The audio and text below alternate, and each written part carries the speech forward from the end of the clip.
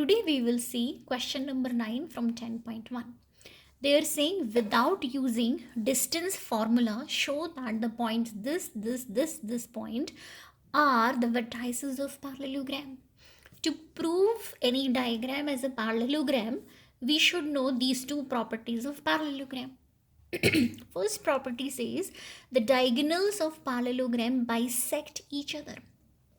If you have a parallelogram shape, these are the diagonals AC and BD. They will bisect each other. Bisect means they will cut at the midpoint. Okay, means whatever is the midpoint of this will be same as the midpoint of DB. This is first property. Second property of parallelogram is the opposite sides are parallel. Means AB should be parallel to DC and AD should be parallel to BC. If two lines are parallel in coordinate geometry, we know that their slopes are equal. If this has a slope m1, this will have slope also m1. If this has slope m2, this will also have m2. So we can use two methods to prove it. Either we can prove that the midpoint of AC is same as midpoint of DB, or we can prove that the slope of this is equal to slope of this and slope of this is equal to slope of this. This will be pretty lengthy method. So I will use this method, though both are correct. So let me make a rough sketch as we always do. So -2, -1 is the first point. So -2, this is x-axis and this is y-axis. So I will move -2 on the negative x-axis, okay? Because first point says how much we move on x-axis.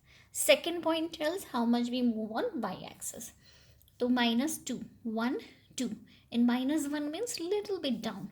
So it is -2 comma -1. Next is 4 comma 0. So 1, 2, 3, 4 on x-axis and 0 on y-axis means nowhere, here only. So it is 4 comma 0. Okay. Next is 3 comma 3. So 1, 2, 3 on x-axis and 1, 2, 3 roughly it will be here. And next point is -3 comma 2. So -3 is 1, 2, 3, -3 on back side and 2 is little bit upward, 1, 2 maybe somewhere here. So this is -3 comma 2. So I got my rough sketch a little bit like this. Okay, and this was my point A, B, C and D. So I will take the midpoint of AC and I will take the midpoint of DB. If those both points are same, so clearly I can say that they have the same midpoint, means their diagonals are bisecting each other. What is the meaning of bisect? Bisect means to cut at the middle point. Okay, to cut at the middle point. This is the meaning of bisect, exactly at the middle point. So let me find out midpoint. Write down midpoint of DB. First I will calculate for this. So what is the midpoint formula, guys? x1 plus x2 by 2 comma y1 plus y2 by 2. Like we take average. So this is suppose x1 y1 and suppose this is x2 y2. Okay, for DB. So what will be x1 plus x2 by 2? x1 is -3 and x2 is 4. So it will be -3 plus 4 by 2. y1 plus y2 is 2 plus 0 by 2. You have to see carefully. x1 plus x2 by 2 and this is y1 plus y2 by 2. Now we have to solve only.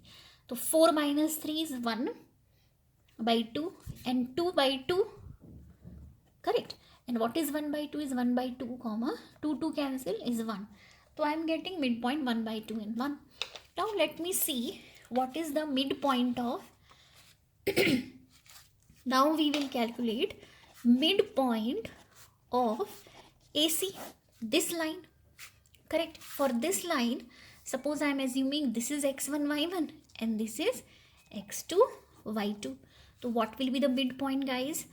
So write down midpoint of AC will be x1 plus x2 by 2 and y1 plus y2 by 2. Same formula that we use, right? So this will be x1 plus x2 is what? Minus 2 plus 3 by 2. This is minus 2 plus 3 by 2, comma. Y1 plus y2. What is y1? Minus 1. And y2 is plus 3 by 2. Correct. So what we are getting is minus 2 plus 3 is 1 by 2. And this is 2 by 2. Which is again 1 by 2. 2 will cancel, comma 1. So this is my midpoint of AC. And what we were getting midpoint of DB was this. So don't you think that both are the same points? Correct. So that means we can say midpoint of AC is equal to midpoint of DB. So hence we can say hence ABCD is a parallelogram. Parallelogram, hence proved. Okay guys. Now let's see one more question. Question number 10. They are saying find the angle between the x-axis and line joining 3 minus 1 and 4 minus 2. This is question number 10 from 10.1, straight lines. So they are saying find the angle between x-axis. So let me draw some rough sketch. This is my x-axis and this is my y-axis. And they are asking the line joining 3 minus 1. So where is could be 3? 1, 2, 3 and minus 1 somewhere here. 3 comma minus 1. And they are saying 4 comma minus 2. So 1, 2, 3, 4 and minus 2 is 1 is here and minus 2 will be somewhere here. I can say 4 minus 2. So these are the 2 points. Remember that. Okay. They are saying so this is the line. Okay. If I stretch it, the whole line will be like this. Okay. Please don't get confused. This point is 3 minus 1 and this is this 4 comma minus 2. And this is suppose your line PQ. They are asking how much this line is making angle with x-axis. So guys, they are interested in this angle. This is unknown. Okay. For angular things, we know one formula, that is slope m is equal to tan theta. Okay. And we also know that slope is given by y2 minus y1 by x2 minus x1. Right. So here points are given and angle they are asking. So that means this is the time we have to use both guys. This is equal to this. So let me take, suppose this is x1 y1 and this I can consider x2 y2. The 2 points are given. So I can calculate slope, right? y2 minus y1. So what is y2? Minus 2. What is y1? Minus 1. So minus 2 minus of minus 1 by x2 minus 1. x2 is 4 and x1 is 3. Don't get confused. The first number 4 minus 3. So it will be 4 minus 3. So I need to simplify minus 2. This minus will become plus. Plus 1 by 4 minus 3 is 1. So this is nothing but minus 1. And what is m guys? M is tan theta. That means my tan theta is minus 1. And what is theta? Theta is the angle which line makes with the positive x-axis in anti-clockwise direction. Anti-clock means in this direction. Okay. So from my previous knowledge, I know that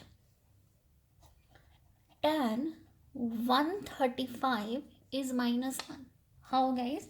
Let me explain you how.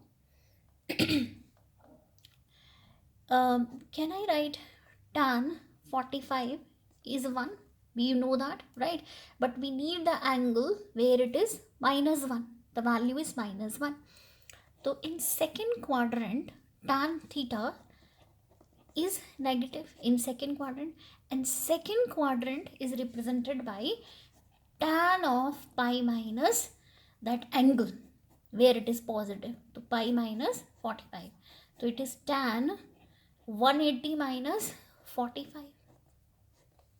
So that angle where tan theta is minus 1, that should be 135. Okay, so this you will understand better if you have a deep knowledge of trigonometry. So just remember guys, tan 45 is 1 and tan 135 is always minus 1 in second quadrant. Okay, so if m is minus 1, so that means tan theta is minus 1. That means theta has to be 135. That means my answer is theta is 135. Okay, see you in next video.